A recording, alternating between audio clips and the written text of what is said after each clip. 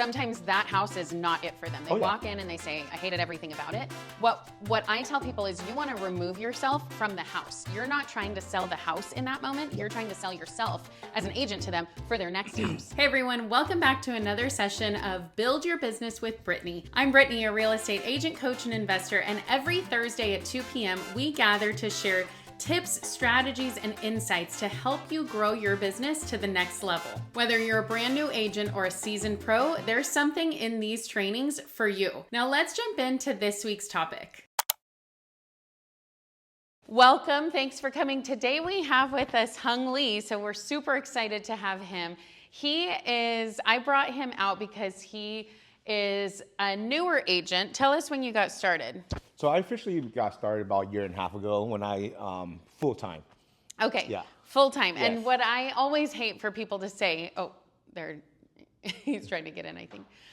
What I always hate for people to say is I'm a new agent. I always say, take that word out of your vocabulary. So I shouldn't even say that. But I do want to give people a context for how long it's been that you've been in the business. Yeah. Tell us a little bit about your business and the makeup of how you've gotten that business. And just give us kind of an overview of what you do and who you are. Well, well, absolutely. First of all, I want to thank you for having me here. So I'm rather new. And the thing I find more comfortable easier for me is talking to people I already know. Yes. Right? So when I first started, definitely talking to my friends and family. And then at times you start running out of people, right, to talk to. Yes. So naturally, I started talking to my neighbors. So that was my first farm, my neighborhood, and still in my current farm right here. Still a pretty good farm. I live just around the corner, and that allows me to be, actually live my life, walk the neighborhood, be present, and enjoy my home, that we pay for, and at the same time meet my neighbors, and at the same time and project my business. Yeah. Yeah. Okay, awesome. Yeah.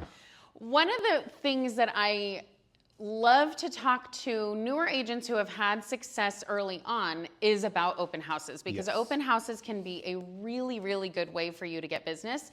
And so that's exactly what we're talking about today. We want you to skyrocket your skills and become a pro at open houses. I'm Brittany Handura. I am a real estate agent, coach, and investor. I got into real estate as an investor and jumped into the real estate agent side because I knew that I wanted to fund my investing somehow. And very early on, I started doing open houses because that is how you get business. Now more than ever, I believe open houses are going to be the key to getting business, especially early on, because as our industry has shifted, what we've seen is that, or what we will likely see, I think, is that now, everybody who wants to see a house has to have a signed agreement. They have to have a buyer's representation agreement, except at open houses. And so if they want to come in without being represented, they're more likely to go to an open house. And so now you're able to have people who are going to come in and potentially be unrepresented. And those are potential clients for you. Absolutely. Yeah. So let's jump in. I want to talk about a couple of facts. What's the purpose of an open house? So just like we just were talking about, well, first off, the purpose is to expose the home to more buyers. So if you're a listing agent, you're wanting to expose the home to more buyers. And if you are hosting the open house, it gives you an opportunity to meet potential clients. Notice I didn't say potential buyers, because who walks into open houses all the time? Neighbors. Neighbors, exactly. Neighbors come in and they are potential sellers. So this is why open houses are so powerful, is because you have the opportunity to meet with people who are coming to you, as opposed to you going out and saying, hey, can I sell your house? They're coming to you, meeting you, you're building that rapport, and then you're able to say, hey, are you ever thinking about buying or selling? Are you thinking about moving away? Or a lot of times you get that nosy neighbor who's like, oh, well, I'm not, but Susie down the street is. Go talk to her. Right. So any thoughts or comments on this? Have you had any anecdotal evidence of this kind of thing happening? Oh, absolutely. Thank you for saying that, because I totally agree. Neighbors, are the first one on the scene. Yeah. So nosy neighbors. I actually made that to my advantage. So before I do an open house, I go and promote it to the neighborhoods, to the neighbors, letting them know that there's going to be an open house in the neighborhood. and there's going to be more cars, going to be a little traffic. So first of all, I apologize for the inconvenience. And I want to invite them over an hour prior to the scheduled open house. That way I can control the crowd. Yeah. That way, that first hour is just looky-loo neighbors. I know they're just kind of looky-loos, kind of attending to them more. And then afterwards, they are, they makes them feel special too. Yeah. A special invite. Come on before the rest of the crowd does, and sneak peek, right? And Yes. then that allows me to kind of just cater to that group, the neighbor Yes. group. And then afterwards, I can kind of cater to the rest of the flow. Yes, I influx, love yeah. that. I call that the exclusive open house. So it's even if it's just an hour before, or Yep. if you have a whole nother one that is separate. So sometimes if you know it's going to be a big event kind of open house, like a mega open house, you can say, hey, we're going to have a sneak peek the night before just for the neighbors, Right. and have whatever it is, build some exclusivity around it, because everybody wants like that first look. Oh, yeah. So I love that you say that. Yeah, yeah. Also, before I move on, I do have an open house roadmap for you that goes basically from Monday until Saturday or Sunday, whenever your open house is. Email me if you want a copy of that, Brittany Handura, Brittany Handura, RE, @gmail.com. And it'll be at the end for you to see that too. But email me for a copy of that, because a lot of people have used that and have found it to be very helpful. It's just a roadmap for you. Repeat buyers are more likely to find their house at an open house than first-time buyers. This is an NAR stat. So the reason for this, I believe, is that first-time homebuyers are so much more excited about things. They're like, oh, I need to plan this out. What do I do? Let's be strategic. How much do I need to put down? All this kind of stuff. Repeat buyers are like, well, I have a house, but let's just go check out this open house. Let's just do it for fun. And they go into that open house and then say, oh, I really like this house. Let's talk about putting my house on the market. That's my reasoning for it. Do you have any other thoughts, or have you seen that to be true? Actually, I'm honestly haven't noticed the trend of first-time buyers and more repeat buyers at the open houses. But that trend of, hey, I like this house. Let's trade it for this. And Yes. I actually had a couple experiences where I was able to help a customer that kind of walked exactly in. that? Yeah, and they loved that home, and we kind of just did a switcheroo with them. Yeah. Did the old switcheroo. The old switcheroo, yes. All right, so I want to jump in and talk about being strategic, because that is where we find the most successful agents are very strategic. They're not going all willy-nilly and saying, let me just hold any kind of open house randomly. They're being very strategic. So I have 6 points on this, and I want to hear from you for each point of how you actually implement this. So, which agents should you contact? And so by this, I mean, if you don't have your own listing, you're going to go out and get a listing from somebody else. So who do you specifically reach out to? Well, I like to keep let me just back up a little bit here. Please. So with open houses, I like to stay in my farm or in my neighborhood Yes. or just my little area. Because when I first started, I was doing open houses in different cities and counties, and I just felt like I was losing a lot of steam and a lot of recognition. So when I started focusing my open houses to that neighborhood or that block, people are starting to see me more and more and more. Like they have a rotation of buyers that come and visit. So every week or so, they see the same person, me, right? And that actually has built a lot of rapport for me in that neighborhood. Absolutely. And in addition to seeing you, they're seeing your signs. Yes, So yes. even if they're not coming in, Yes. they're saying, oh, Hung, he owns this neighborhood. Even if you don't have a single listing there. Yes. The more often people see you, the more trust innately they put in you. Right. And so when they're seeing your brand, they're like, wow, he does tons of business in here. He's the one I want to call if I'm going to sell. Right. So when it comes to talking to agents, you're saying you really only talk to the agents within your farm area. So you reach out specifically to those agents. Yes. I love that. Talk Yes. about being strategic. Yes, I guess I don't want to be a flash, just a flash in the pan. Yeah. I really want to focus my efforts and really concentrate it. Yes. Now, I will say, caveat to all of this, the best and easiest way to get open houses are from your market center.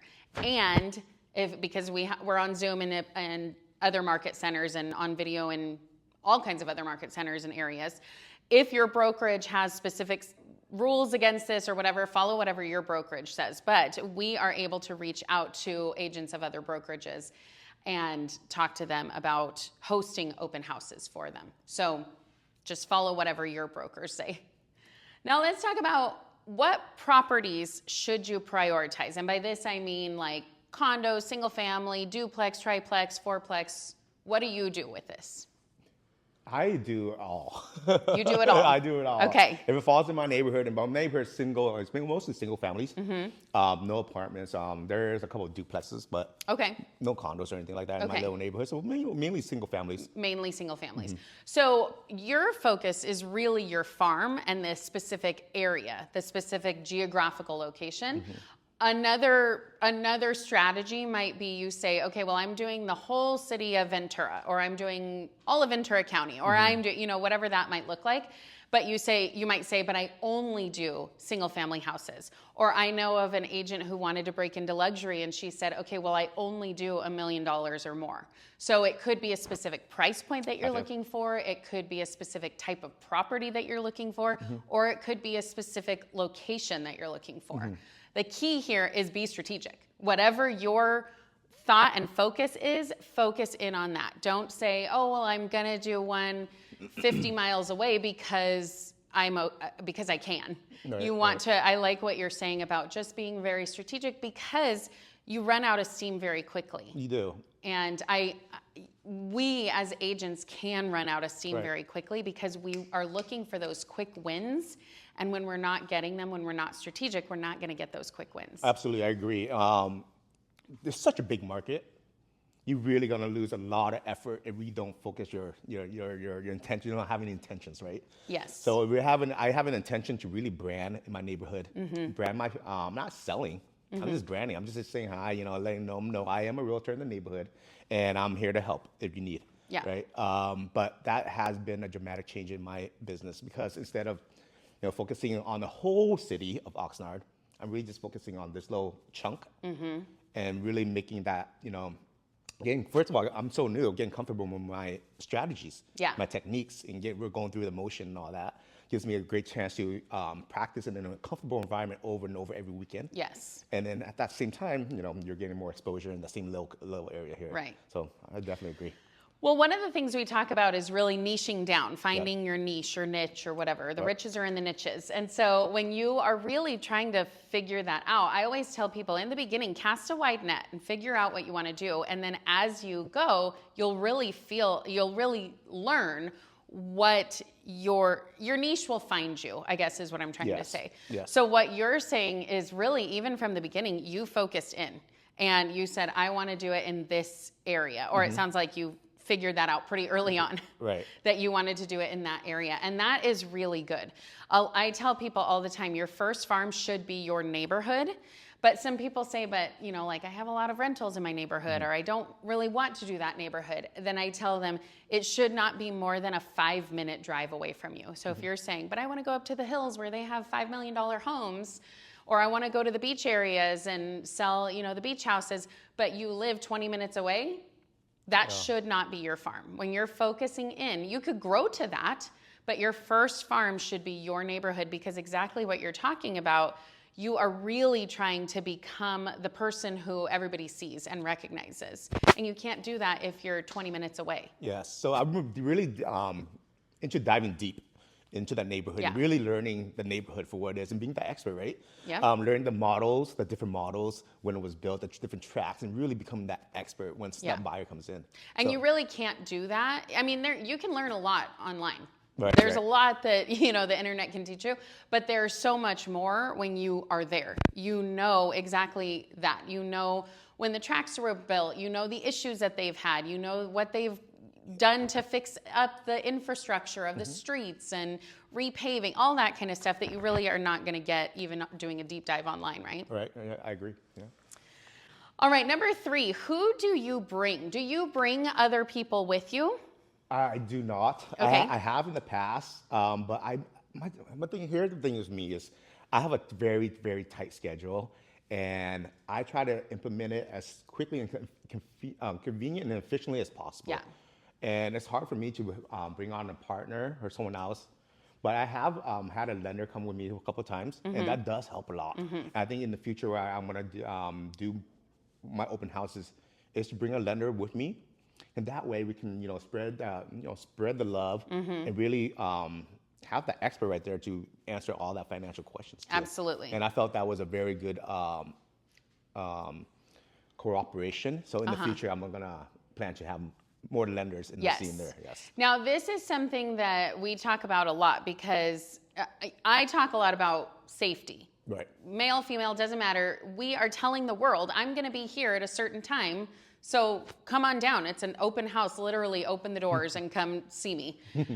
Anybody can see that. Anybody knows that. And people who are nefarious can come and do that too. And so you want to make sure that you are being safe.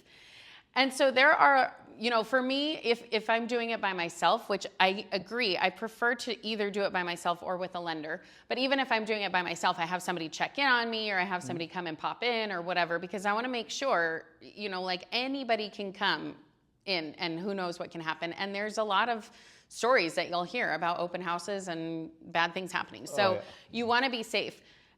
However, I also do agree, don't do it with another agent. It just muddies the water. It just makes it so complicated when you're like, okay, whose client is this and who gets it and do we split it 50-50 and all of that.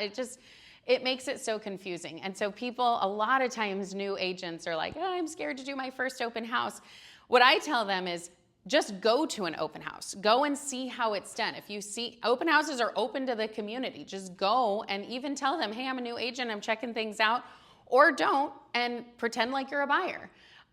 See how they treat you, see what they do, and say, oh, I really love that, or really hate that. I'm never gonna do that, which I've gone to a couple open houses and I have felt that way. I will never do that. But it is, I would say, you don't need another agent to do it with you. But a really good person to bring is a lender, because the lenders are not going to steal your business. They're going to add to your business. And so they're going to be able, exactly what you're saying, to talk about the financial side, especially if there's something unique that they can offer. Because then, if it's in a community lending zone, or if it's something like that, that this lender is able to specifically speak to, that's going to be great for them to be able to talk to that. And if it's going to be a busy open house, it's really helpful to have another person there. So if it's the first time on the market, this is a really hot area, lots of people are going to be coming, it is a good idea to have somebody with you. You just don't want it to be another agent, in my opinion. I agree. All right, number 4, what should you spend money on? Or should you? What do you mean?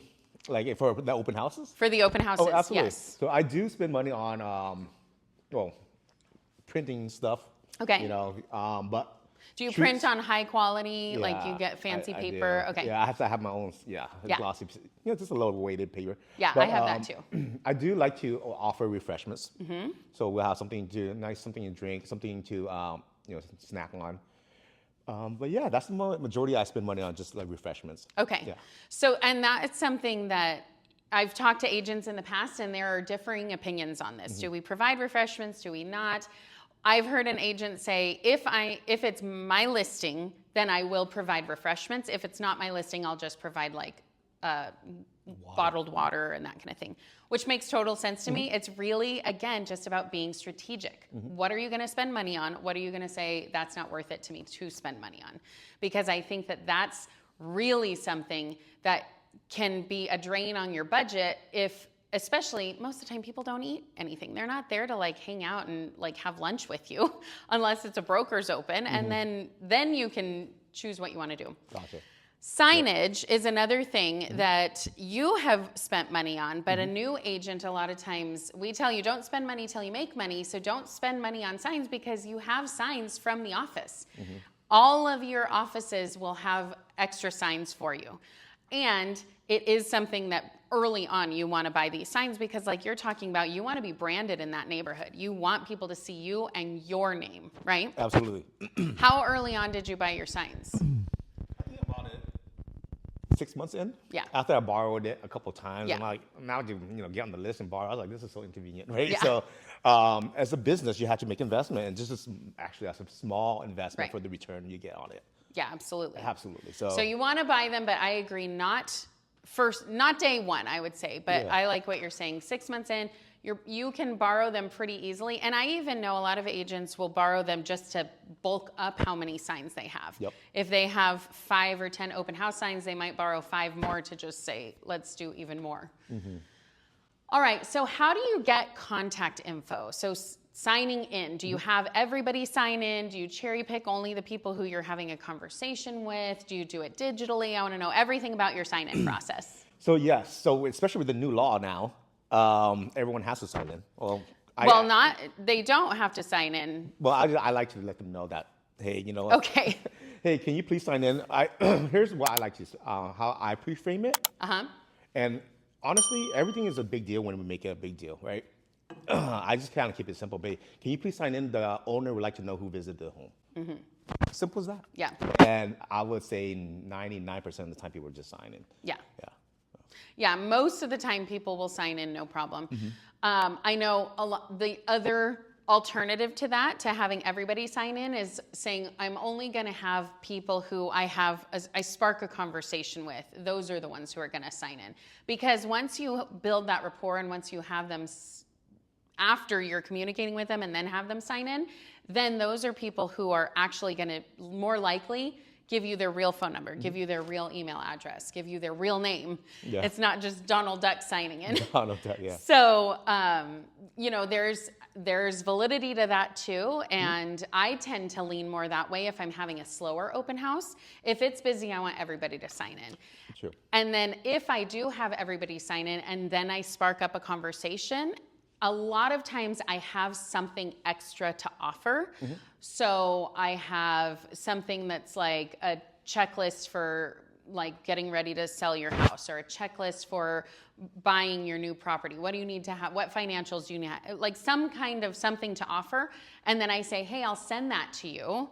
Let me just make sure I have the right email address. Is this the best one for you to use? And then they might say, oh no, let me give you a different one because they gave us a fake one or something like that. Yeah. So if it is, if I am really striking up a conversation, I try and confirm what the best email or information is, because otherwise, if they gave me fake ones, then I can never get a hold of them.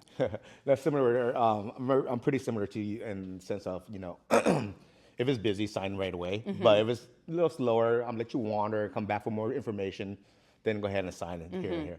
But what helps me too is reading the letters back. Because sometimes people's writings are really messy, and then having them just read it back, and they can actually, like, oh yeah, actually this is the wrong email. I'm going to give you this email, like you were saying. Right, exactly. Yeah. What is the best way to follow up? We all know the fortune is in the follow-up, and so what is the best way that you have found to follow up? When do you do that? I give it 2 What's days. Your strategy? So I technically, if I have an open house on Saturday or Sunday, I give them like that Monday, kind of just chill, and then I'll give them a buzz on Tuesday.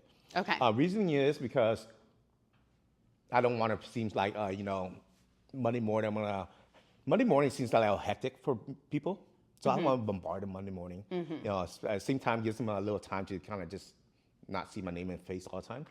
That's just my strategy. Yeah. And then I'll give them, and then I'll just follow up and see where they're at. And then if it's something where we can make an appointment, sit down and talk, and get them in the office. Is that your goal? Is to always have an appointment set? Oh yeah. How often do you think that happens? Like 75% of the time for me. Okay, that's a good amount of time. Yeah, because I definitely, not screen, but I filter. You get a feel for these folks that come through who are loose, who are the tire kickers, right? Even when they're signing in, they're tire kickers. Yeah. They're just kind of, they're here for the treats, right? Yeah. But the real ones, you can definitely tell who are really seriously buy and who want, they bring out the measuring tapes. Yes. They're spending like half an hour, 45 minutes there. Those are the folks that you really want to follow up on and spend some time and cater to. Yeah. So I get them on the horn. Again, pique their interest. See where they're at in their journey of purchasing, and just let them know that I'm. Then here's the thing, I just go ahead and ask them, just to give them a date later on. So if I call them on Tuesday, I ask them if they can meet me on a Thursday or Friday that weekend. still fresh in their brain in that first week. And the reason is I want to meet them front and front. I want to sell now.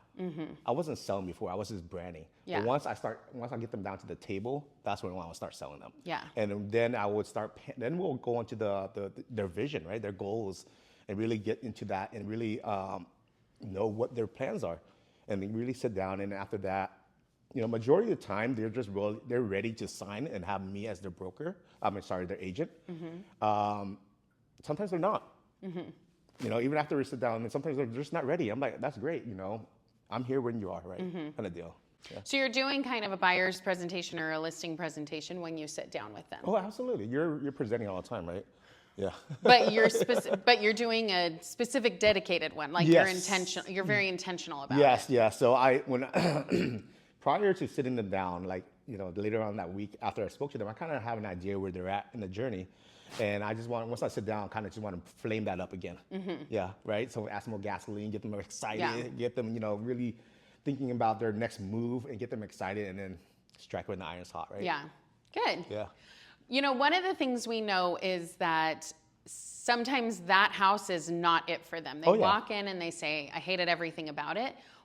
What I tell people is you want to remove yourself from the house. You're not trying to sell the house in that moment. You're trying to sell yourself as an agent to them for their next house. Yes. And so sometimes even at the open house, I say, it doesn't seem like this house is for you, but have you seen the one on 123 Main Street with 3 bedrooms, 2 bathrooms, and a pool?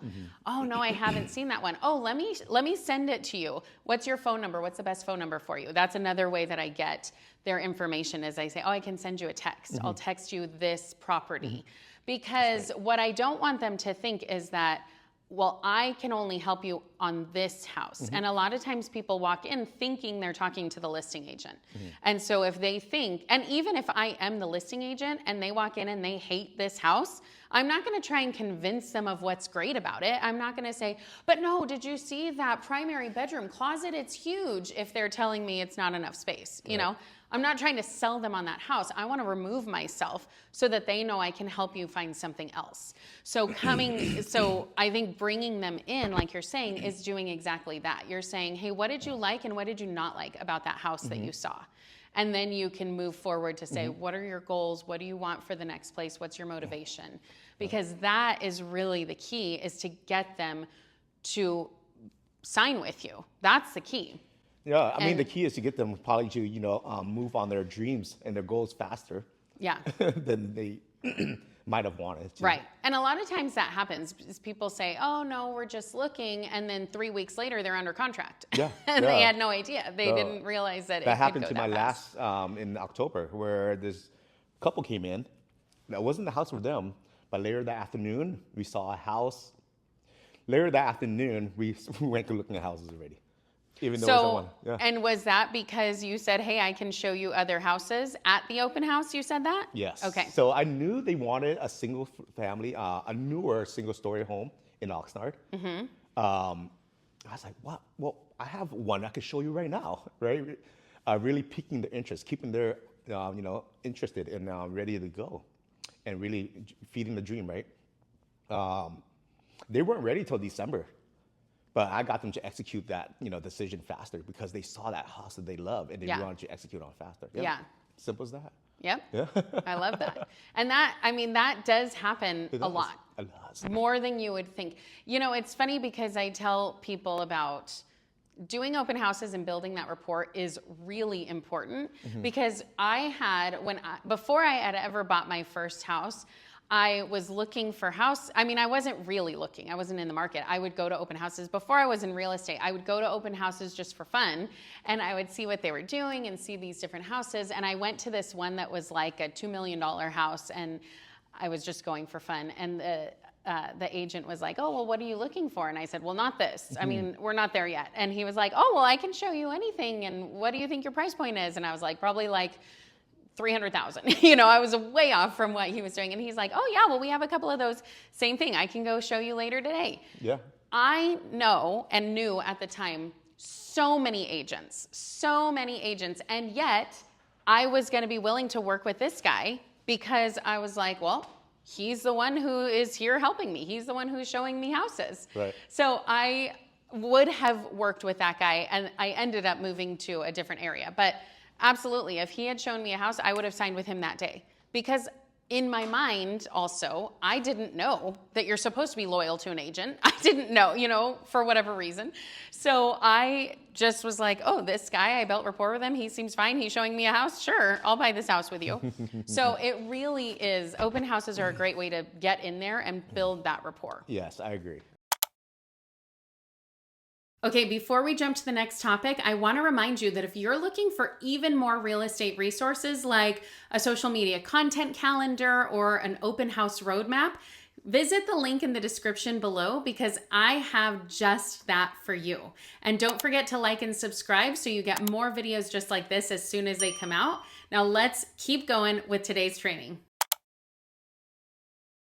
All right, let's move on and talk about, let's get real. I want to know how you really do certain things. All right. All right, so making personal contact with the neighbors. What do you do? What's your strategy? How do you do it? I used to door knock. I love to door knock. Most people laugh at me when I say that, but just knocking on the door. The reason why I love it so much, because I used to do that with my previous job prior to actually in high school. That's where I first started door knocking. What did you do? I was selling newspaper subscription door to door. Okay. I was interrupting your dinner, pop, pop, pop, pop, at 5 to 7. That was my time frame. Interrupting your dinner, trying to get you to, get the subscription to the Santa Barbara News Press when it was still running out there. And I was a bit like, pop, pop, pop, pop. Yeah. Now, so you say that you had done this before, so you were really comfortable doing that. This is something. I'm scared every time. Like Still? Really? I get nervous every time. I do, but I think that's what keeps me going though. Knowing that even though I'm nervous, I know that if I just put myself out there, people will see that I'm very genuine and willing to help, right? And just putting myself out there. Even the first 10 doors, I'm like really shaky still, right? Like stuttering. But after that first 10 doors, you're even like I do it about like once a week. And then even after that first 10 doors, I'm like, okay, let's go, right?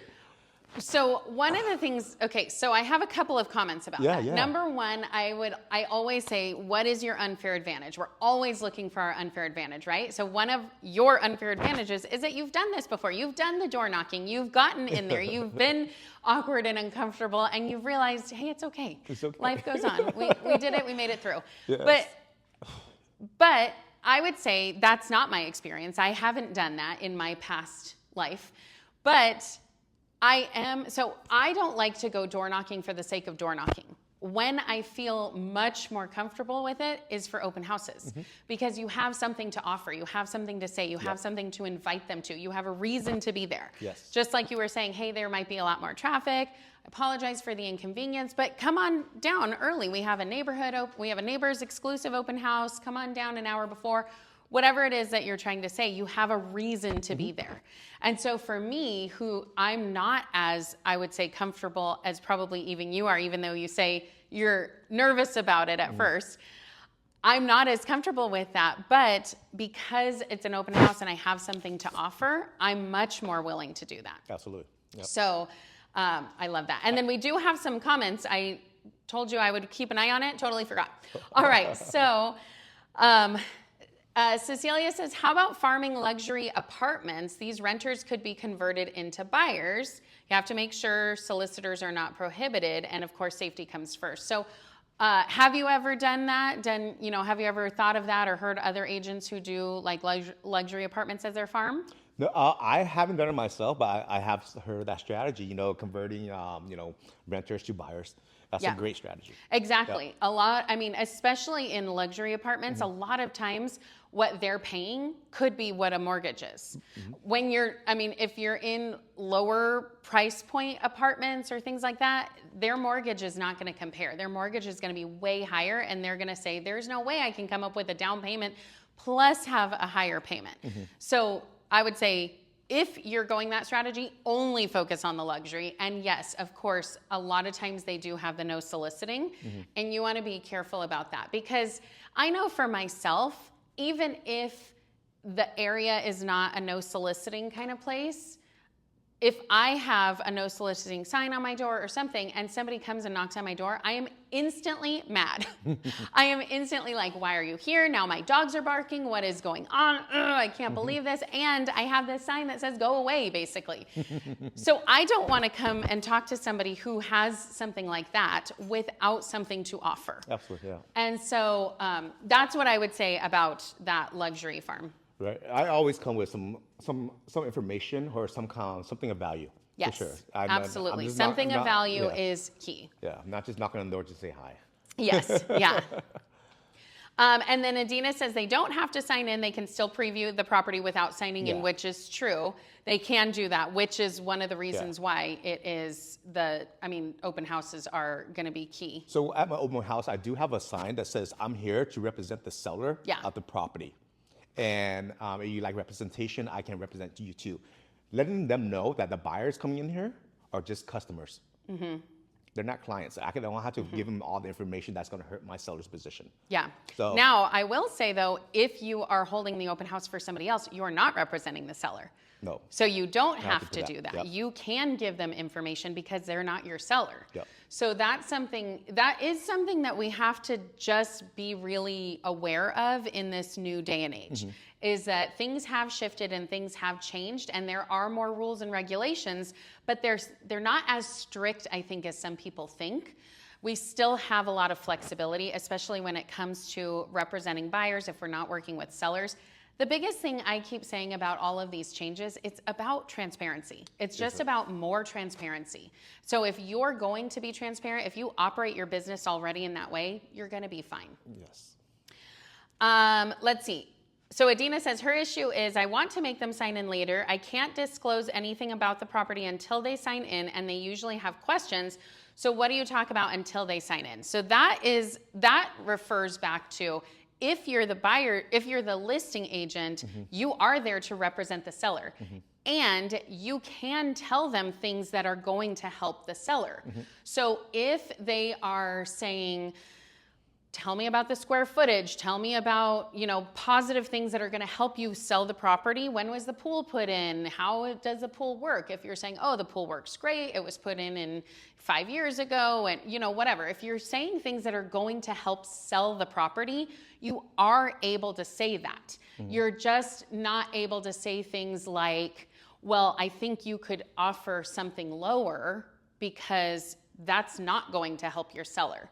But if they signed with you, then you could say you may have some wiggle room in the price. You have to be careful about that because if you are representing the seller and the buyer, you have to make sure that you are. That fine line, It's a fine line. Yeah.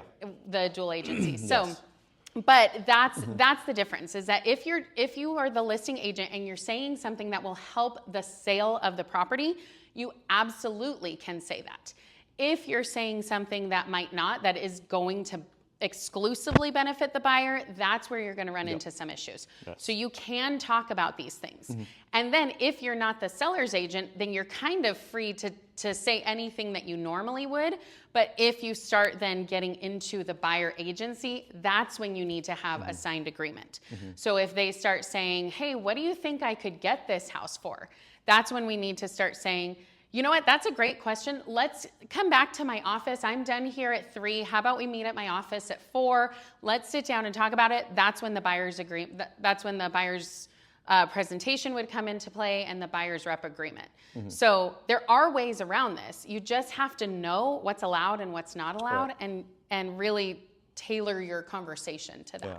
So recently, I just took a course, the agent buyer representative. They were talking and speaking on this actually. How is what's the difference between a client and a customer? Yes. And a customer is someone just walking around an open house, kind of just shopping. You can give them general information like what's on the MOS and things like that.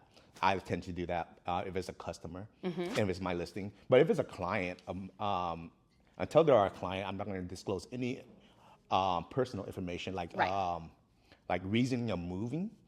Well, and even if they are a client, you may not want to do that. I've never exposed the reason for moving because they could use that against the negotiation later. Exactly. So when I work with a lot of divorce clients, sadly, I just fell into that niche.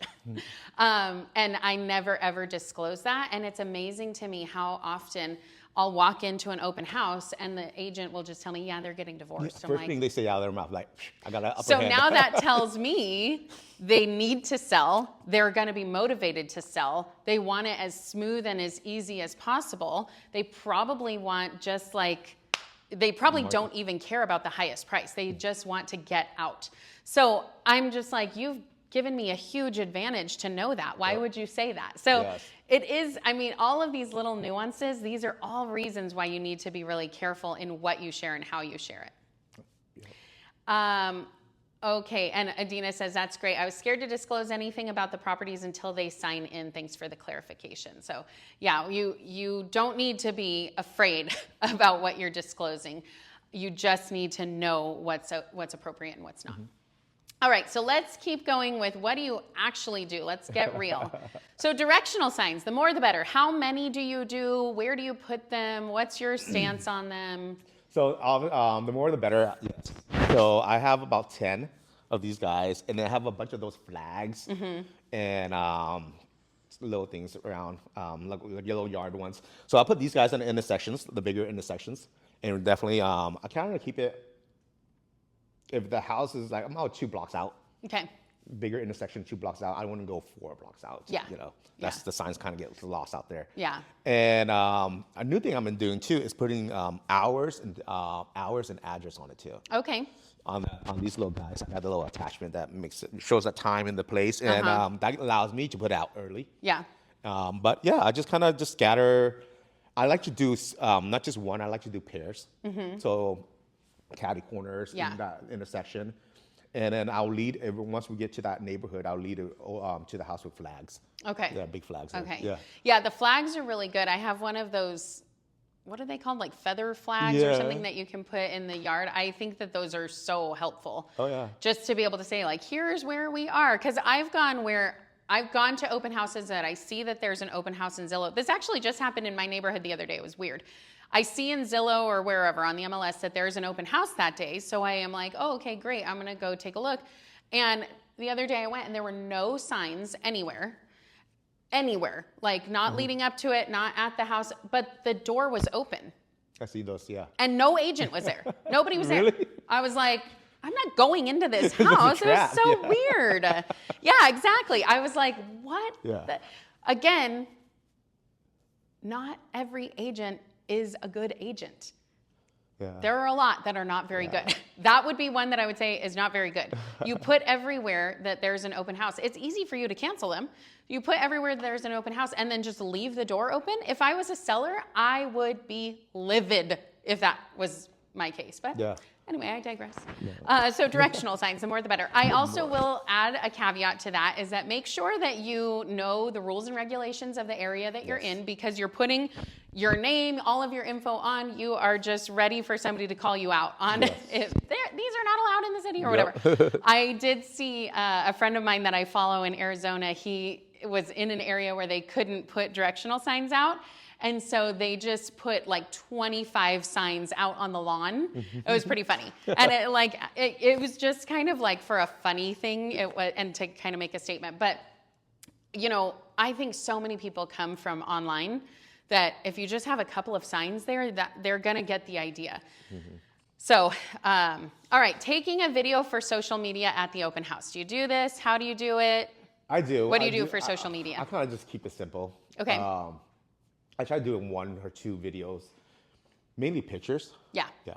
But yeah, I just post on my social media, and I kind of boost it a week. Sometimes I boost it like a couple of days advance, just trying to in that low neighborhood. You can like target that low neighborhood and kind of get that going there. Yeah. And just a quick preview of the neighborhood. I like to entice instead of giving the whole everything, right? Yeah. So I kind of give a couple, I think like money shots. Yeah. And post that and have entice people come in. Yes. I'll do the same thing. I'll do just photos for leading up to it and saying like open house on Sunday, be there on Sunday. And then on the day of, I'll do a video and say, take a look at this awesome house. And I'll do the same kind of thing. Like if it has a great view or a nice pool or something like that, that's what I'm doing a video of. But it's just a quick, easy video on my phone, no mics. It's just like Simple. Yeah. Simple. Keep it simple. Keep it simple. All right. Providing refreshments. We Yes. already talked about that. You want to provide something, but not go overboard, especially because what is your experience? Do people eat the refreshments? Oh my gosh, I had donuts for dinner a couple times. This is last week already. Exactly. Yeah, leftover donuts. I like to have, mainly sugar for the kids. So I have donuts and water and stuff like that. Yeah. What I tend to do is I tend to do things that are the single package so that I can keep them for longer if they don't have them. Yep. But when I was selling my own house, I was kind of like, well, it's my house, so let me just set it up as kind of like a party. And so I did have all kinds of goodies and things like that, and I ate most of it. It was mainly me. There were a couple people who ate things, but it was mainly me. Yes. So I agree. Be strategic about the refreshments that you provide. Yes. All right. Provide valuable feedback to the seller or agent about the open house. How do you do this? So I just kind of relay what's being said, honestly. Kind of keep it simple. I want to be not the bearer of bad news, but more of consider this is the median. This is what I'm hearing. This is what I'm hearing, Mr. Seller. This is what I'm hearing from the public.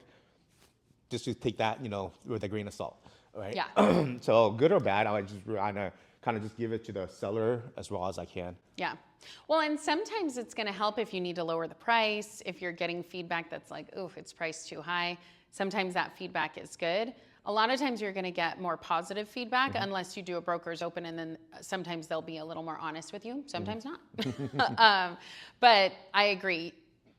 Especially if you are doing an open house for another agent, you want to be especially overly communicative. You want to let them know, this is how many people came through. This is what the feedback was. I locked everything up. You want to just let them know what's going on.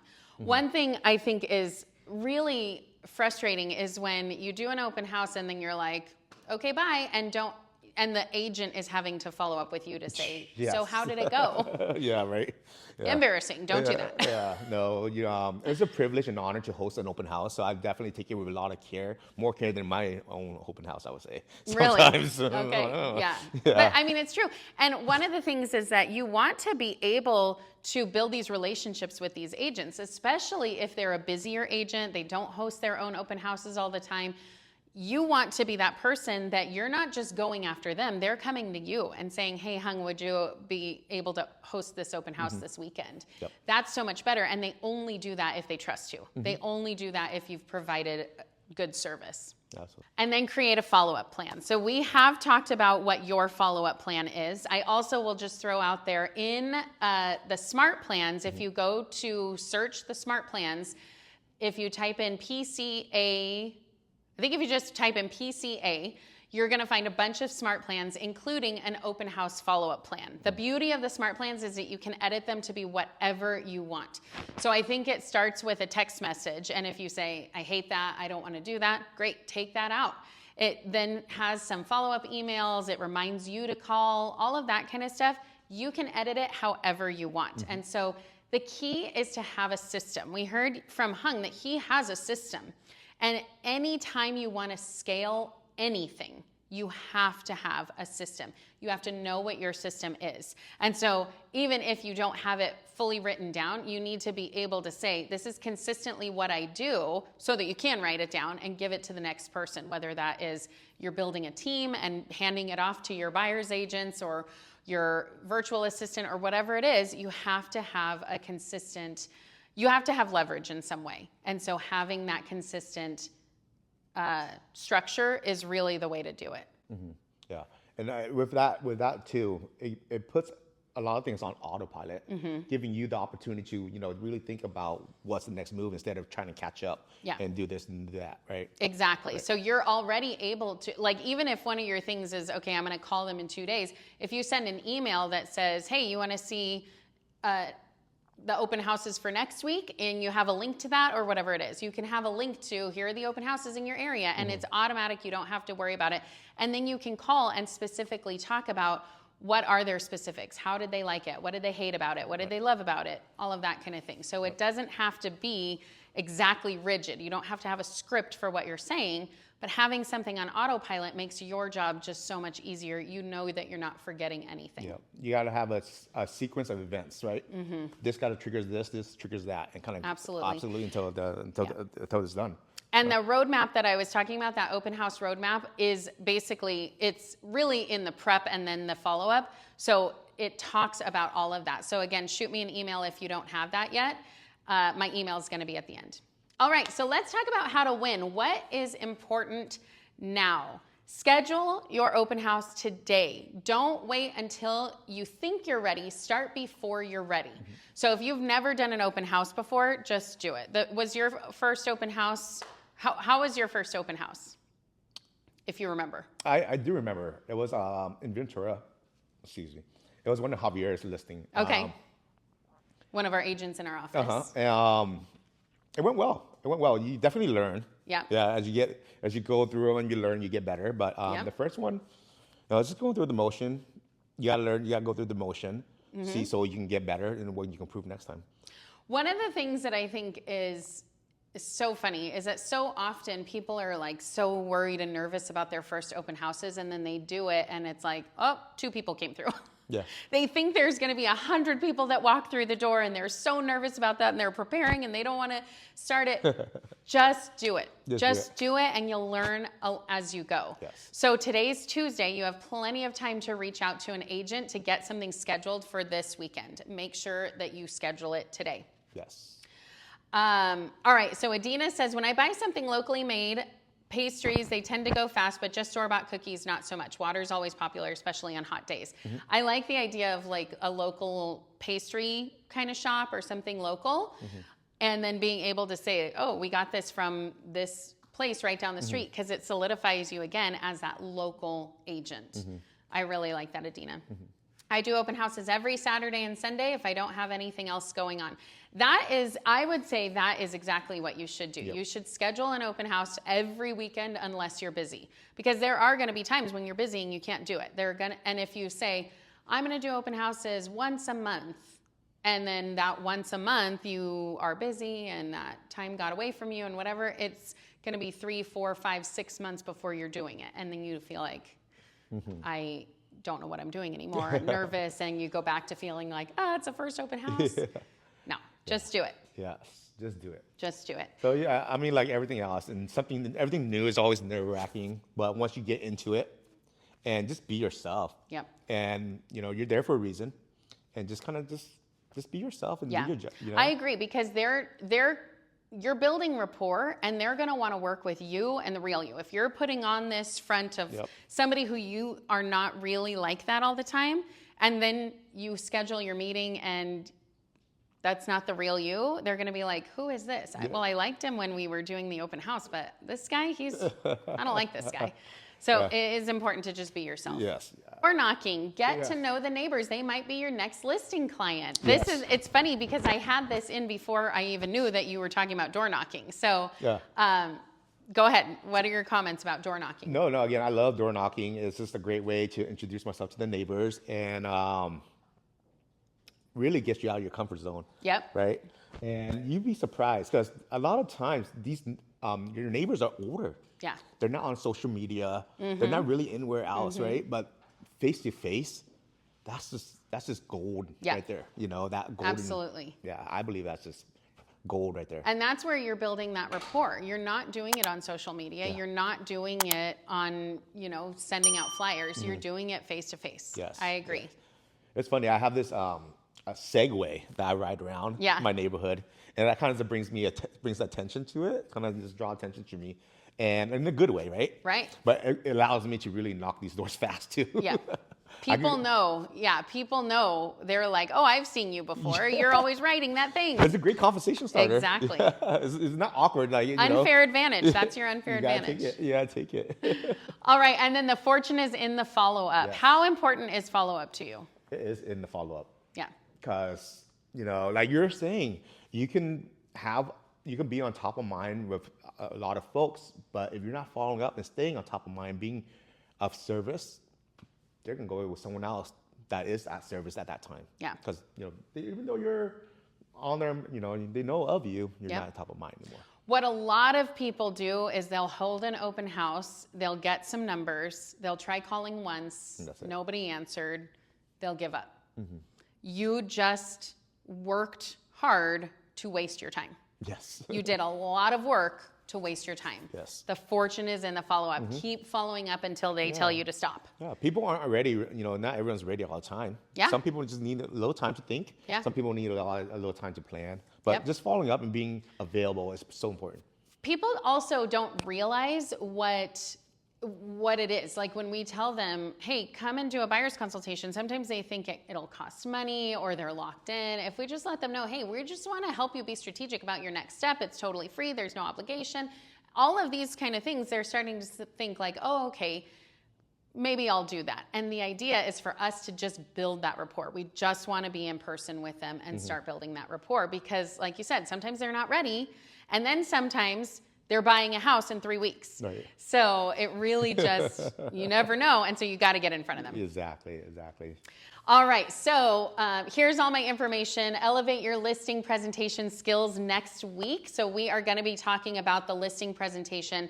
We talk about that a lot, but especially in January is a great time to jump in and actually make sure you have that listing presentation. If you already have it, make sure to tweak it to have exactly what you want in it, because hopefully starting now, this is when your business is going to really start ramping up for that spring market. So be ready with your listing presentation. The following week, we're going to do a buyer's presentation. So same thing, make sure you're here. Hung, you had something to add. Yes, before we exit, I want to add really quickly a trick or something I do at vacant open houses. Yes. Is to put a no trespassing sign that's visible by the front door, especially if it's your listing. Yeah. I do that because there's, you heard of squatters. But if there's a no trespassing sign, they're no longer allowed there. So it's a whole different set of laws. So this is something I wanted to share. Yeah, that's a good idea for sure. If you have a vacant listing, that's a good one to do. Yep. Another key that I've heard a lot of agents say, and we haven't talked about this before, is that they specifically will go after vacant listings because they're much easier to get people to say yes. They're much easier to get agents to say yes. And another thing I personally do is I only do newer listings. So I only do it if it's 14 days or newer. I don't want something that's been sitting on the market for 120 days because then everybody has seen it. You hold an open house and nobody's going to come. Right. Yeah. So make sure that you're that's doing a good that. for you. That was a good one. So this is all my social media. Your social media is... Let's get you home first. Let's get you home first. So find him on social media. Find me on social media. Follow us both. Tag us when you do your open houses. We want to know. We want to follow along, and we want to share in your success. So, Hung, thank you so much for being here. Final thoughts. Thanks for having me. Final thoughts. Just do it. Just do it. Yes. I agree. Fear, concerns, and all these thoughts can hinder us from our movements. If we could just count down from 5 and just go and just do it. That's right. Yep. I love it. Okay, let me just make sure we have one more comment. I love doing open houses with my mom when she's here. She's a people magnet and starts up a conversation where I'm from, etc. It also puts people at ease and they feel more comfortable, don't feel like I'm just after their money. I love that. Sometimes I do have my mom there too. In the beginning, I would have my mom come and just make sure that she was like, that I wasn't getting abducted or something. Now I have my wife come because she speaks Spanish too. So I can be like, come and there you go. We got a whole new set of clients because sadly I don't. Don't forget, we're here every Thursday at 2 p.m. Pacific Standard Time. Join me live by registering at the link in the description below and get your questions answered in real time. I love helping you succeed. Thanks for joining me for another Build Your Business with Brittany. Let's keep building, growing, and closing those deals. I'll see you next Thursday at 2 p.m.